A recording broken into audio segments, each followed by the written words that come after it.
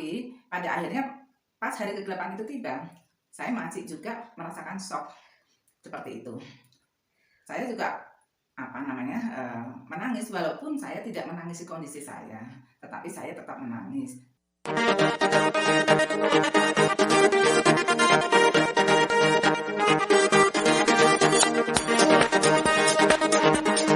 Assalamualaikum warahmatullahi wabarakatuh. Alhamdulillah ketemu lagi di Duniaku Sekitarmu episode 13.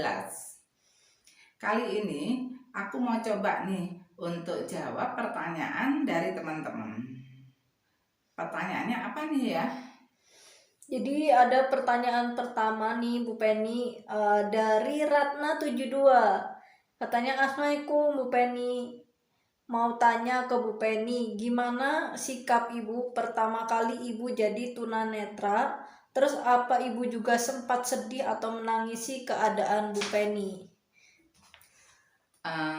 Terima kasih sebelumnya. Begini, saya jadi tunanetra itu kan melalui suatu proses 6 tahun ya kurang lebih untuk mencari kesembuhan. Nah, di situ memang ada satu istilahnya persiapan mental kalau saya benar-benar jadi tunanetra. Tapi pada akhirnya pas hari ke-8 itu tiba, saya masih juga merasakan shock seperti itu. Saya juga menangis, walaupun saya tidak menangisi kondisi saya, tetapi saya tetap menangis. Wajar kan, sebagai manusia saya juga menangis, karena kan menangis juga karunia ya, karunia dari Allah kan, seperti itu. Nah, tapi saya tidak menangisi atau meratapi nasib saya, tidak seperti itu. Nah, biasanya saya kalau misalnya menangis itu saya biasanya tumpahkan dalam doa pada waktu saya sholat malam, karena kan sholat malam paling enak ya untuk untuk istilahnya tuh sharing ya dengan Allah dan minta petunjuknya, seperti itu. Jadi ya saya menghadapi awal-awal itu ya saya istilahnya berusaha terus menerus untuk ikhlas dengan ketentuan dari Allah dan minta kekuatan untuk sabar dan ikhlas untuk menjalaninya, seperti itu. Terus ada lagi mungkin pertanyaannya? Pertanyaan kedua dari Andre. Mau tanya Bu Penny, gimana cara Ibu Penny mendidik anak-anak Ibu waktu mereka masih kecil, Bu? Ya, waktu anak-anak masih kecil memang misalnya tantangan terbesar saya ya untuk mendidik mereka. Tapi saya sebagai ibu, saya berusaha untuk tampil sempurna di balik ketidaksempurnaan saya. Saya berusaha untuk istilahnya itu jarang menggunakan kata-kata mama nggak bisa, mama nggak tahu. Tapi saya mencoba untuk istilahnya terus belajar supaya kata-kata tidak bisa tidak sampai terlontar dari saya. Jadi saya berusaha untuk menjadi ibu yang benar-benar sempurna untuk anak-anak saya, dan saya menitipkan mereka ke sekolah agama karena saya tahu bahwa nantinya saya akan dimintain pertanggungjawaban masalah agama, di mana masalah agama ini terus terang saya kan sangat minim. Jadi dari kecil anak-anak saya titipkan ke sekolah agama, minimal dengan bekal agama mereka bisa menjalani kehidupan dengan basic agama, insya Allah seperti itu. Terus ada lagi pertanyaannya? Pertanyaan selanjutnya dari orang yang nggak mau disebutin namanya, Bu Penny. Ya. Dengan kondisi Ibu Penny yang nggak bisa melihat nih, apa ada yang membuli Ibu, dan gimana sih cara Bu Penny menanggapi atau mengatasi hal tersebut, Bu Penny? Sebenarnya kalau masalah bully, memang alhamdulillah saya nggak pernah mendapatkan bully secara langsung. Tapi kalau di belakang saya, alhamdulillah juga saya nggak tahu. Tapi ada suatu kejadian. Dulu saya kan pernah mencoba suatu usaha ya. Nah, salah satu customer saya karena miscommunication dengan saya, beliaunya tuh marah-marah ke saya dan mengatakan yang saya yang tidak bisa melihat, yang saya buta lah, yang segala macam. Nah, alhamdulillah saat caci maki yang dilontarkan ke saya tidak membuat saya marah. Kenapa begitu? Karena begitu caci maki itu keluar, saya pakai untuk saya istighfar, saya pakai untuk saya berdoa. Apalagi katanya ya, doa orang yang didolimin itu kan insya Allah diijabah sama Allah.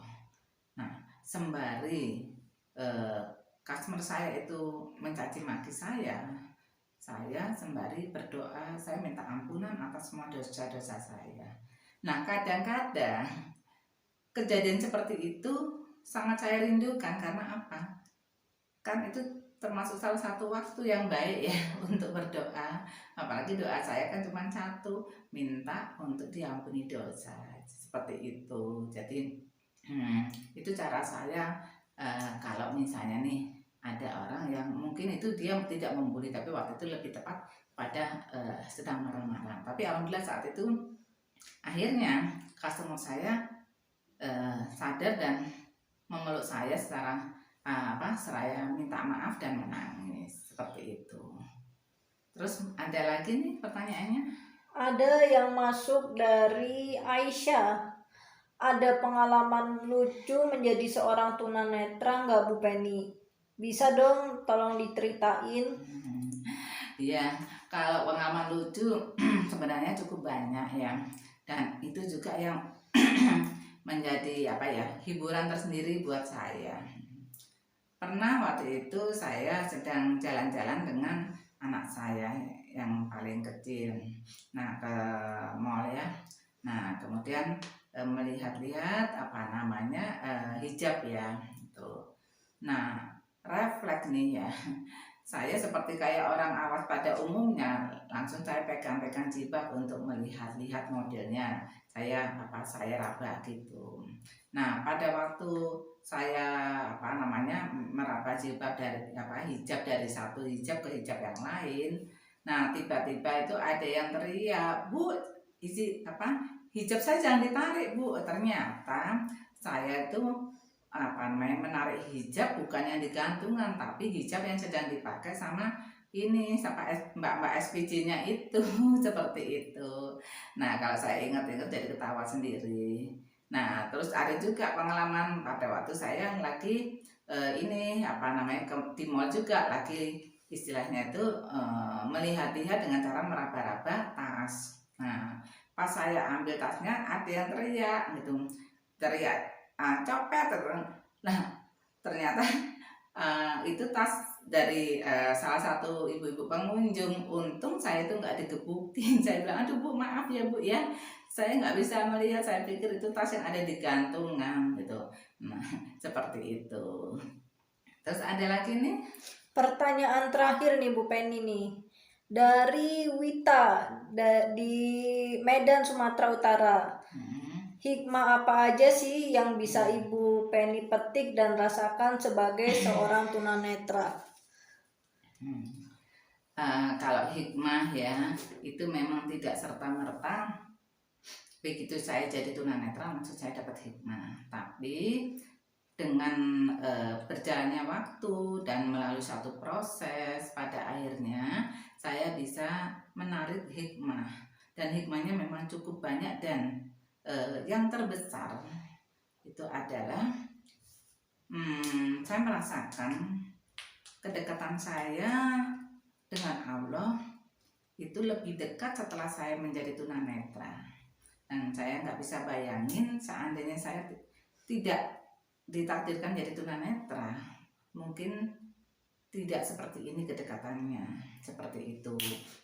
Nah yang kemudian yang hikmah yang lain adalah saya merasa Allah menghendaki saya untuk belajar sabar, karena sesungguhnya saya ini bukan orang yang sabar. Jadi setiap kali ada peristiwa-peristiwa apapun juga itu selalu istilahnya saya dituntut untuk sabar, dan belajar sabar. Jadi dua hikmah terbesar saya seperti itu yang saya rasakan. Gitu. Oh ya teman-teman, mungkin kalau ada yang ingin kirim pertanyaan, boleh dikirim ke kolom komentar ya. Nah, oke teman-teman, semoga jawaban saya bisa memberi manfaat, dan sampai jumpa lagi. Wassalamualaikum warahmatullahi wabarakatuh.